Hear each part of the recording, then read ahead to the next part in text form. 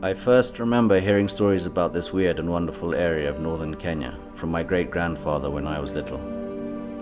He was one of the first people to map the region, as well as lead safaris and expeditions in the 1920s. It sounded mysterious and outlandish, the kind of place you read about in a fantasy book.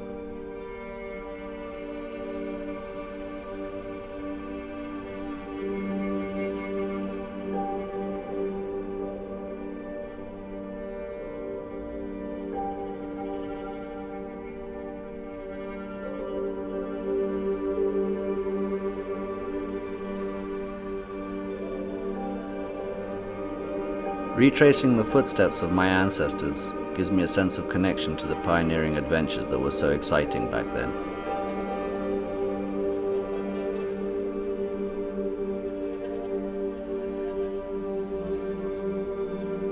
It can also feel quite poignant. These untouched places are so few, so fragile, and so fleeting in their existence.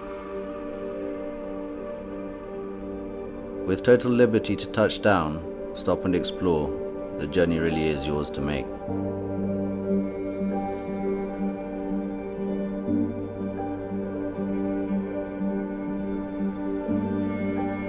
This wild landscape has everything, from towering mountain ranges to glacial valleys, rainforests, grasslands, sand dunes, lava flows and lakes. You simply can't get to these places on a normal safari, as they are too remote.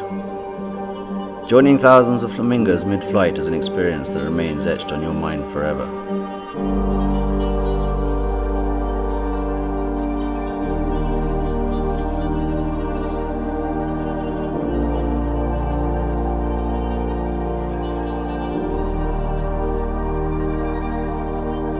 Landing at Lake Turkana, the cradle of mankind.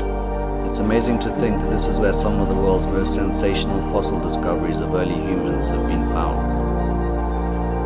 This is a land where people live a way of life that's long since vanished in most parts of the world.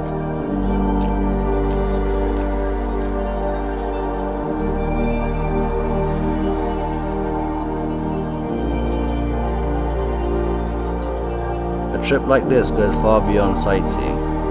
It's an immersive experience for all the senses. This here is true wilderness.